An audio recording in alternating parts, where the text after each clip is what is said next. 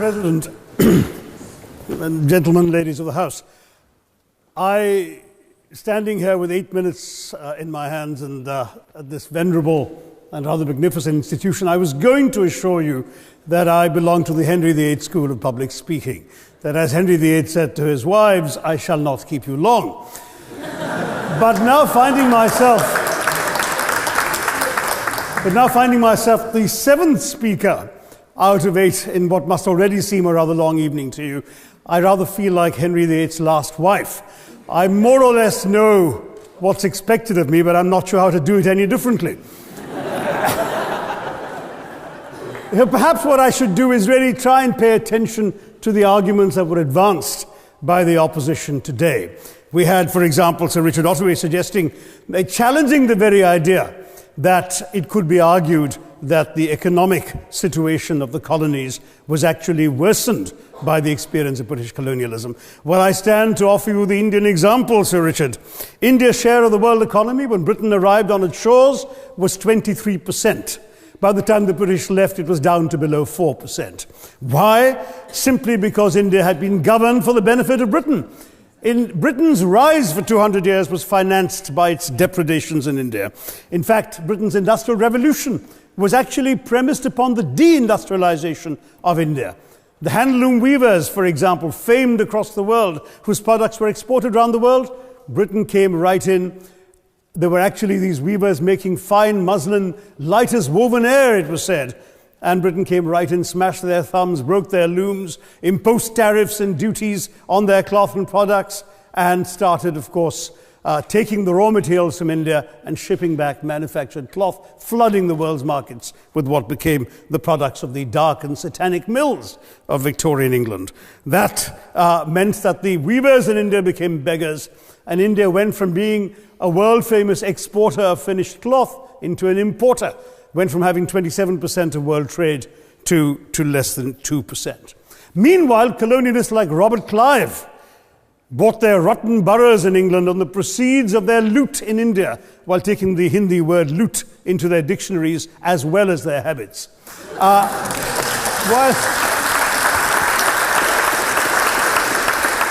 And the British had the gall to call him Clive of India, as if he belonged to the country, when all he really did was to ensure that much of the country belonged to him.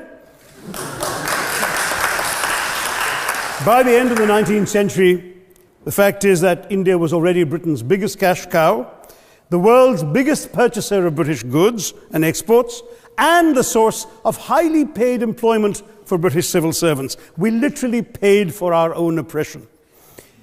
And as has been pointed out, the wealthy Victorian British families that made their money out of the slave economy, 1/5 of the elites of the wealthy class in Britain in the 19th century owed their money to transporting 3 million Africans across the waters.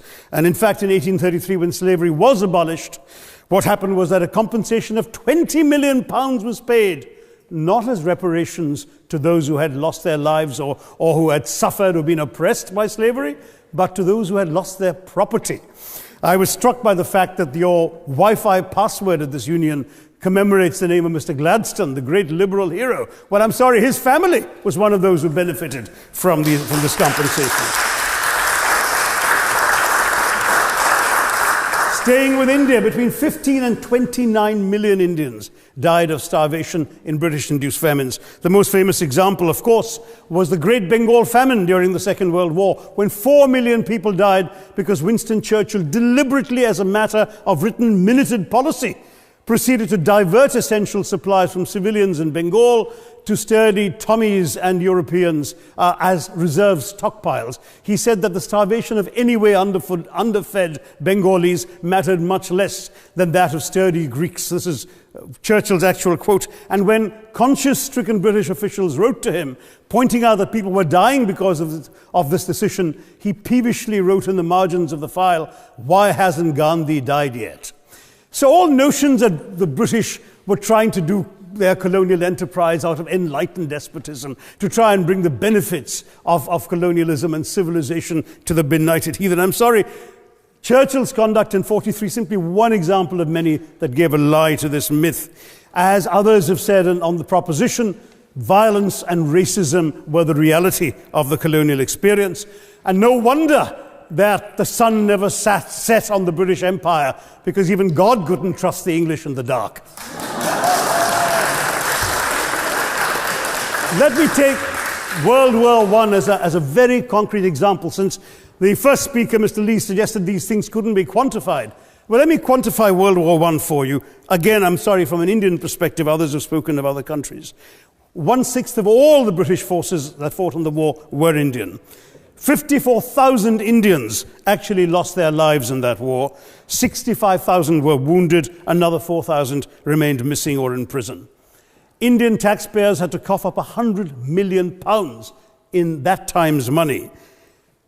India supplied 70 million rounds of ammunition, 600,000 rifles and machine guns, 42 million garments were stitched and sent out of India, and 1.3 million Indian personnel served in this war. I know all this because, of course, the commemoration of the centenary has just taken place.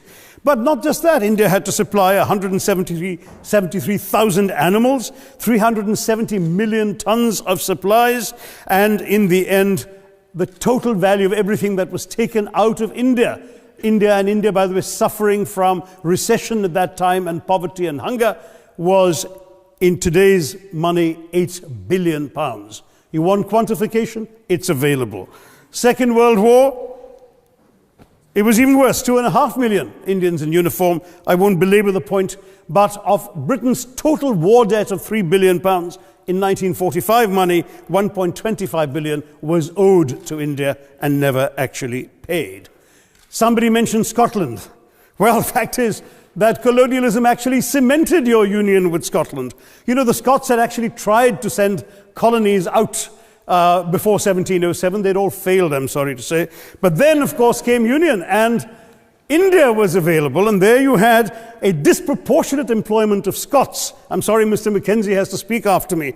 Engaged in this colonial enterprise as soldiers, as merchants, as agents, as employees, and the earnings from India is what brought prosperity to Scotland, even pulled Scotland out of poverty. Now that India is no longer there, no wonder the bonds are loosening. Now, we've heard other arguments on this side. There's been a mention of the railways. Well, let me tell you, first of all, as my colleague, the Jamaican High Commissioner, has pointed out, railways and roads were really built to serve British interests and not those of the local people. But I might add that many countries have built railways and roads without having had to be colonized in order to do so.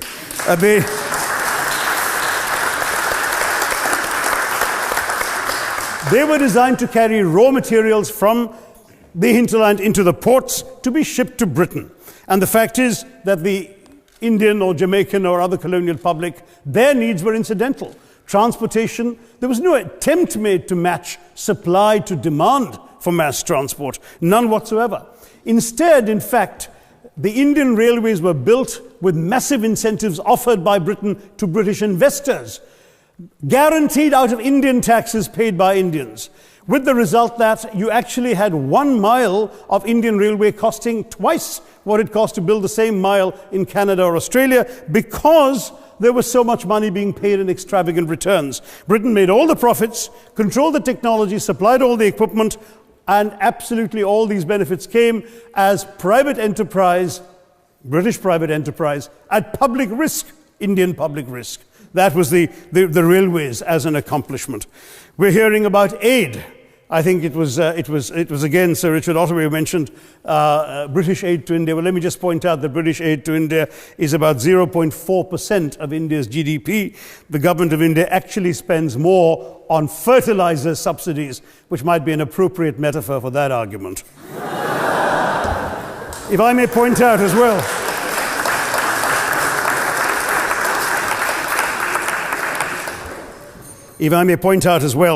that as my fellow speakers from the proposition have pointed out, there have been incidents of racial violence, of loot, of massacres, of bloodshed, of transportation, in India's case, even of one of our last Mughal emperor.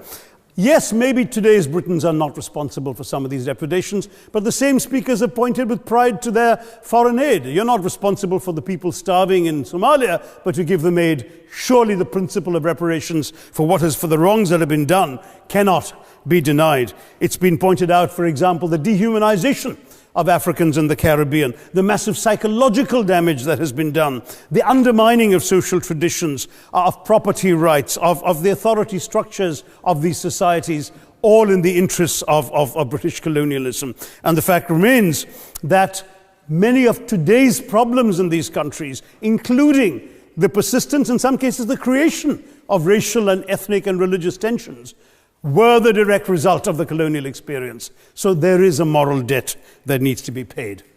Someone challenged reparations elsewhere. Well, I'm sorry, Germany doesn't just give reparations to Israel. It also gave reparations to Poland. Perhaps some of the speakers here are too young to remember the dramatic picture of Chancellor Willy Brandt on his knees in the Warsaw Ghetto in 1970. And there are other examples. There is Italy's reparations to Libya. There's Japan's to Korea. Even Britain has paid reparations to the New Zealand Maoris. So it's not as if this is something unprecedented or unheard of that's going to somehow open some sort of nasty Pandora's box. No wonder Professor Lewis reminded us that he's from Texas. There's a wonderful expression in Texas that summarizes the arguments of the opposition: all hat and no cattle. Now, if I can just quickly look through the other notes I was scribbling while they were speaking, there was reference to democracy and rule of law. Let me say with the greatest possible respect, it's a bit rich to oppress, enslave, kill, torture, maim people for 200 years and then celebrate the fact that they're democratic at the end of it.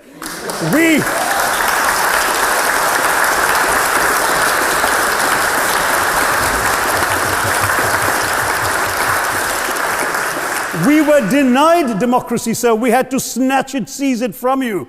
With the greatest reluctance, it was conceded in India's case after 150 years of British rule, and that too with limited franchise.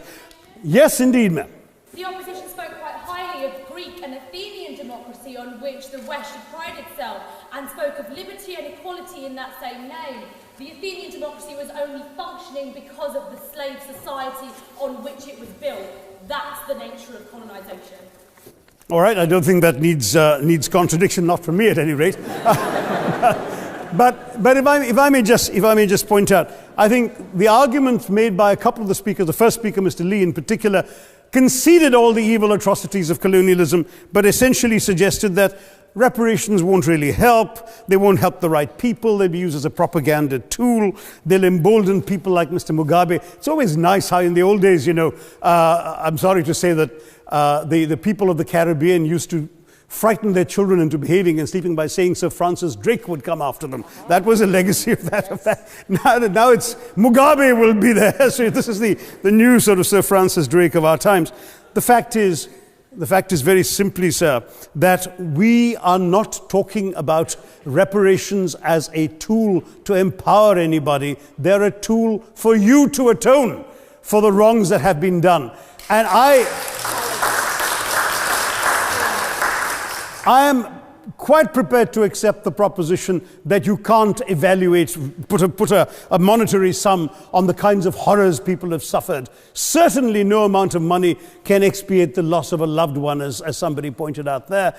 You're not going to be able to figure out an exact amount. But the principle is what matters. The fact is that to speak blithely of sacrifices on both sides, as an analogy was used here, a burglar comes into your house, ransacks the place, stubs his toe, and you say, well, there was a sacrifice on both sides. That, I'm sorry to say, is not an acceptable argument. The truth is that we are not arguing specifically that vast sums of money need to be paid. The proposition before this House is the principle of owing reparations, not the fine points of how much is owed, to whom it should be paid. The question is there a debt? Does Britain owe reparations? As far as I'm concerned, the ability to acknowledge a wrong that has been done, to simply say sorry, will go a far, far, far longer way than some percentage of GDP in the form of aid. What is required, it seems to me, is accepting the principle that reparations are owed. Personally, I'd be quite happy if it was £1 a year for the next 200 years after the last 200 years of Britain and India. Thank you very much, Madam President.